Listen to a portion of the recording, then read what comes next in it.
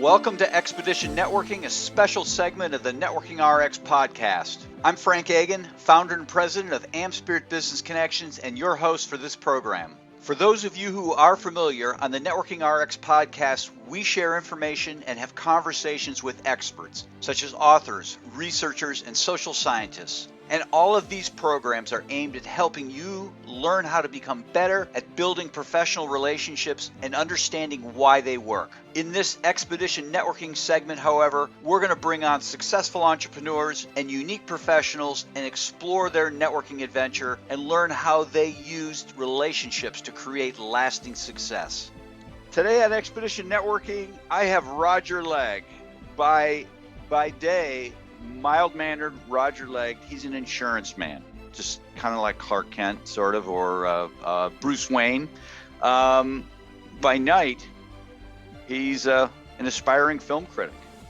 He's the co-host of the Film Coterie podcast, and he's a member of the Columbus Film Critics Association. This is a very interesting story because Roger didn't set out to do any of this. It kind of all just fell into place, and it's really a kind of a great networking story. Full disclosure, Roger is a member of AmSpirit Business Connections, and being a podcaster, we just kind of struck up a conversation, and he shared how this all came down, and I'm going to let him talk. Relax. I'm going to let him talk. But I'm like, oh man, I have to get you on the podcast to talk about this. So Roger, welcome.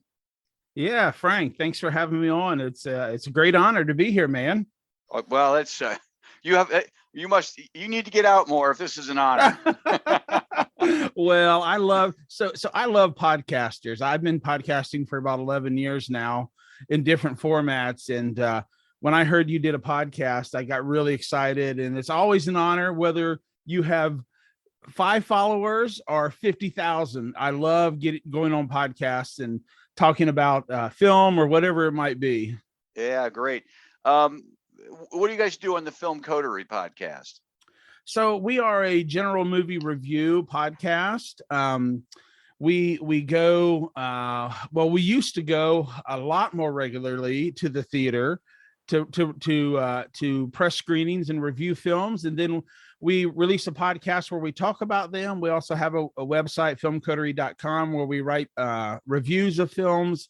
But primarily we podcast, and then we do reviews on social media of current films.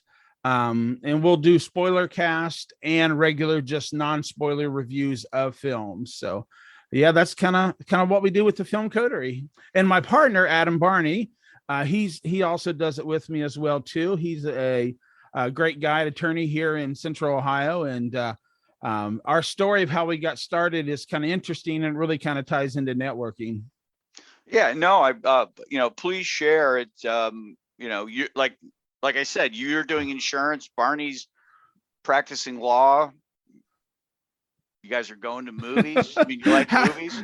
I like going to movies. I never would think to be a critic. I've talked about it. It's like, it'd be really cool to be a critic. And then you could kind of make it your job to go to movies and be this bigwig. Well, very few people, less than probably about 1% actually make a living reviewing films. Okay. Then you have the 98% of us that do it for the love of film and to help to contribute to get people to go to the theater and see films, And so that's really Adam and I's passion, is we just love films. People think it's a glamorous thing that, you get to go to the movies for free. You get to see all these films, but quite often we have to sit through 10 or 12 really bad movies to get a good one, Yeah. And as film critics,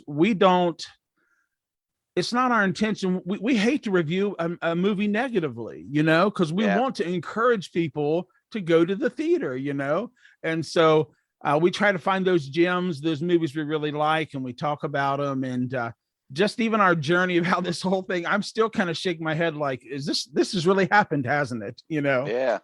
And we're going to jump into that. But I never really thought about that. The glamour of, I get to see Endgame. I get to be the first person to see Endgame, right? Sure.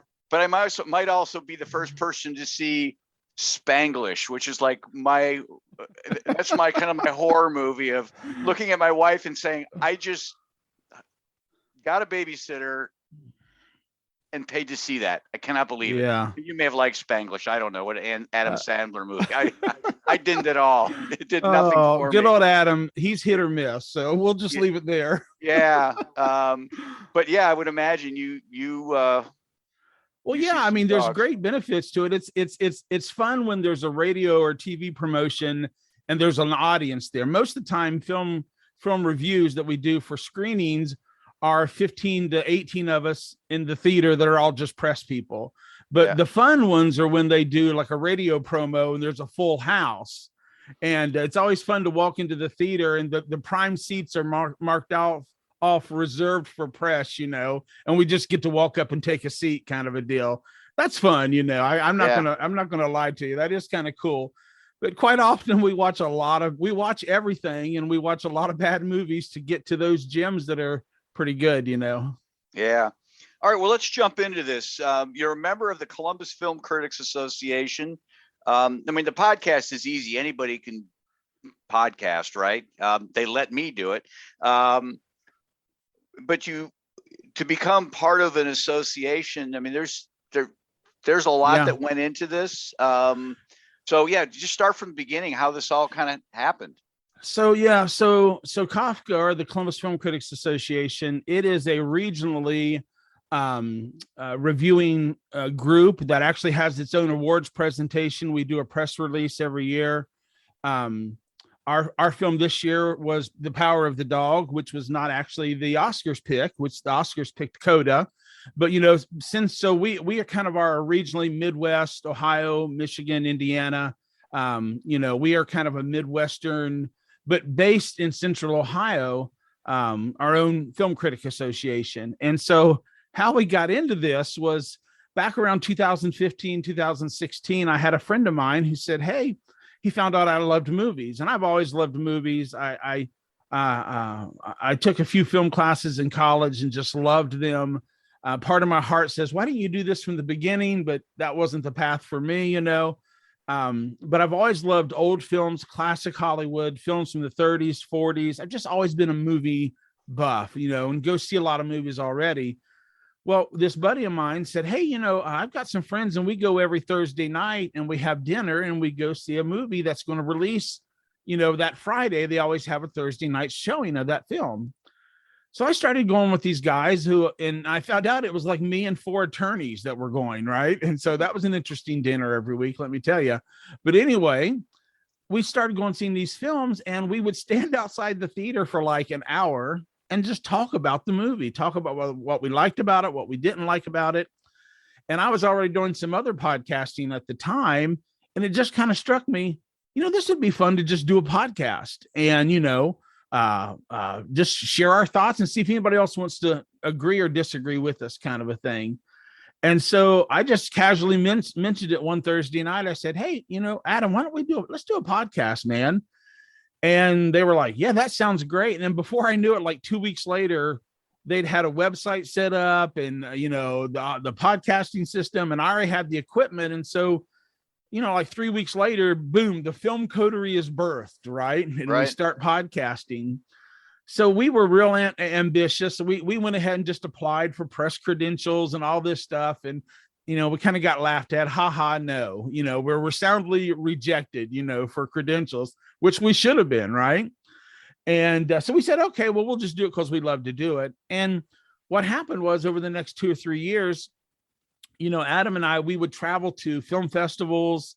Adam would go to Fantastic Fest in Austin, Texas, where people like, national critics like Leonard Maltin and different people would actually hang out there.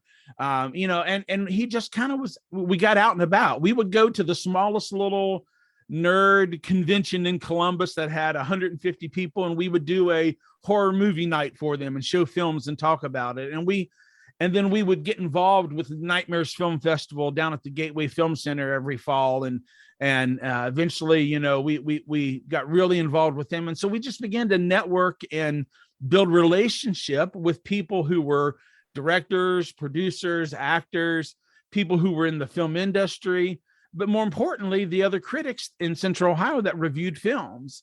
And so we reapplied in 2018 or 19, I think it was, maybe 19. and we were accepted because we had networked, we had built a relationship. And so from that point on, we were considered part of the reviewing press. And we were so excited. We launched a YouTube channel. We were really taking off, and then good old pandemic hit, and the whole movie industry went sideways.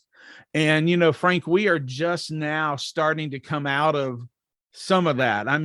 It's amazing the films that were pushed, delayed, canceled.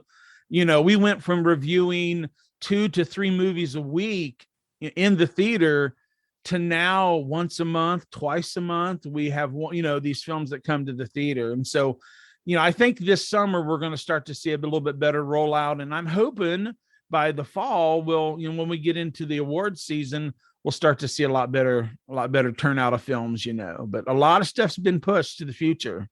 Yeah. I love the movies. I tell people I'm not a big vacation person. My vacation is to cut out of work for a couple hours and go to the movies. I'll tell my assistant I'm going on a 2-hour vacation. She knows exactly what I mean. That's awesome. What are you going to see? And I'll race up to shout out to Stone Ridge Theater and the Stone Ridge Shopping Center. Stone Ridge Shopping Center. I'll just zip in the back way and go see a movie and then head back to the office. And I always sit alone. I'm always there alone. I always wonder if I wasn't there, would they actually play this movie? But I love it. And so certainly COVID has scared me, from these places going to survive. Right. I think they will. Whenever I go, I buy tickets. I'm not normally a food person there, but I figure I'll just buy food because it's money in somebody's pocket. And for a while, I was even paying people to deliver it to my chair because it's okay. Somebody's going to get this $2. Yeah, absolutely. Yeah. Have you guys been able to keep busy with respect to through COVID or? So we had about almost, I'd say 10, 11 months where we didn't do anything. I really wondered whether the Film Coterie was going to even continue, Right. It all kind of, or would theaters continue in the format that we knew? And part of me still wonders if they will. I don't know if they'll ever go back to the way it was pre-pandemic. Yeah. But, when Warner Brothers in 2019, end of 2019 or beginning of 2020, when Warner Brothers announced that they were going to release their entire 2021 slate of theatrical releases on HBO, that was like a shot to the whole. We're talking like films like the new Wonder Woman film, the new Dune film, the new Matrix film. We're talking tentpole blockbuster films all going to HBO now.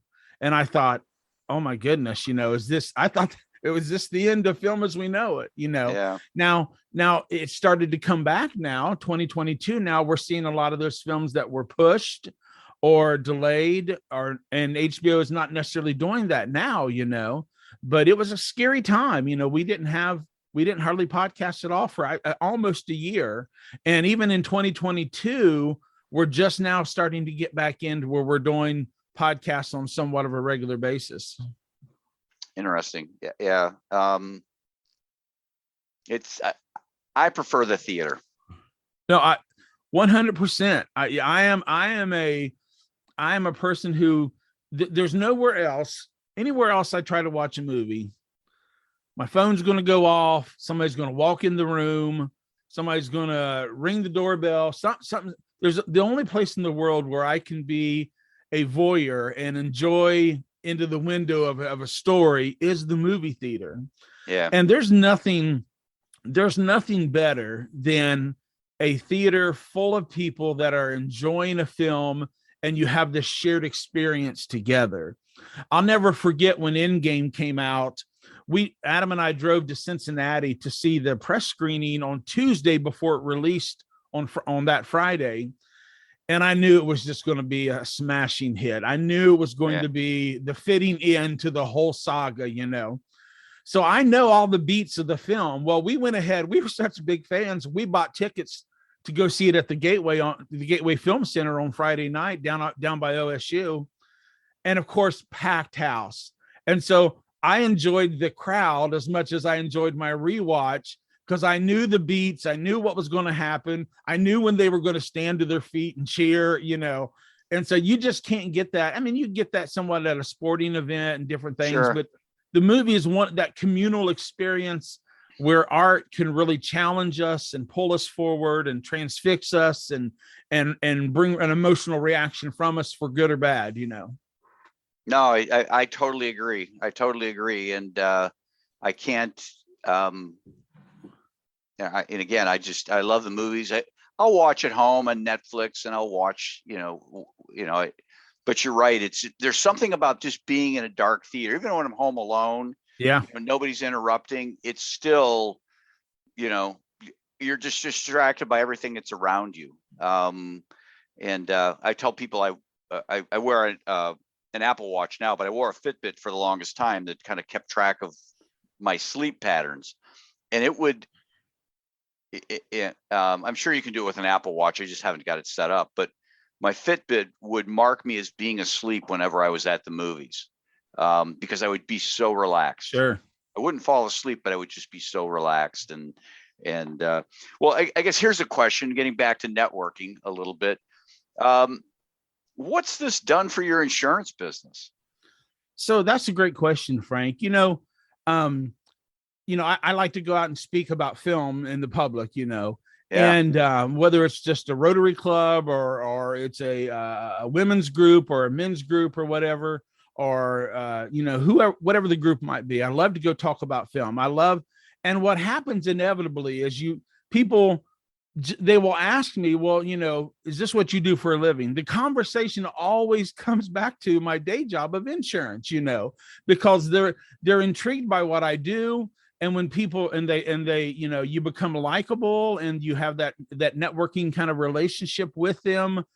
And then they're just going to inquire. I never bring up that I do insurance, but it always comes up in the conversation, because when they find out we have a shared common interest, they want to know what else I'm involved in, what else I do, And so that's really been the biggest impact for me in the business of insurance, is how just having those relationships, those conversations, speaking at events, holding panels and discussing film at film festivals. There's always somebody that's going to grab you afterwards and want to chat longer. And it's absolutely had an impact on my 9-to-5 job. Yeah, I mean, this is a great conversation. It really fits into a lot of the things I talk about. Getting involved, and you guys certainly got involved in the film community on the front end, to the point where that allowed you to apply and get your credentials. But the other thing I tell people, I get this question all the time: what's the one thing I need to do to get myself networked? I tell people, find something you're passionate about and get out there and volunteer. Give back to the world. Yep. People will notice. And that's exactly what you guys have done. Well, certainly you. I don't know that is it Adam Barney, I think. Yeah. Yeah. Okay. He's my co-host. And that's exactly what we've done, Frank, is we've paid our own money to go to cons and set up our own booths and to give away swag and build every year at the Nightmares Film Festival, Adam makes a what he calls a midnight bag. It's a surprise goodie bag, because the film festival runs until about 3 a.m. in the morning. They always do these midnight crazy wild horror films you would never think. It attracts these nuts people that are crazy like us, right? And so we just give away goodies and stuff, and it's just that and it gets people to be enamored and be like, wow, you guys really, you do this because you love it, Yeah. And that conversation always leads to them wanting to know more about us. Yeah. Well, more about you. Here's an opportunity. Tell me about your insurance business. Why not? Yeah. Hey, we're here. Somebody's listening. You never know. Well, we're based here in Gahanna, Ohio, Central Ohio, Columbus area. We're an independent insurance agency. And I personally write auto, home, and life insurance and small business insurance. I love doing it. I love serving people. I take the same approach with insurance that I do with film. I love to educate people. And I try to make insurance can be not the most exciting topic in the world. Let's just be honest. But Yeah. when you begin to engage people and explain how that you can make a difference to really protect them and see them through what could be some of the worst times of their life when they have an auto accident or something happens with their home, if they know they're well protected, that gives me a great feeling. I love that education, talking to them about that and walking them through the process. And, I just like people. I'm a people person by nature. And so I guess insurance is a good fit for me. I enjoy speaking with them on the phone and also in person, face to face. Great. Best way to get a hold of you? So for film, it's real simple. It's just roger@thefilmcoterie.com. If insurance, it's roger@wilesinsurance.com. Real simple. So, Sounds good. And shameless plug. Can I do one more shameless plug? Oh, you can. Yeah. I just started a brand new podcast. We're at episode 2 and it's called Between X and Z. And it's a dad and his daughters. It's a conversation with my daughter. Okay. So she's Generation Z and I'm Generation X. And between X and Z we're going to hopefully discover the whys of life, And so we it's an unscripted, unedited.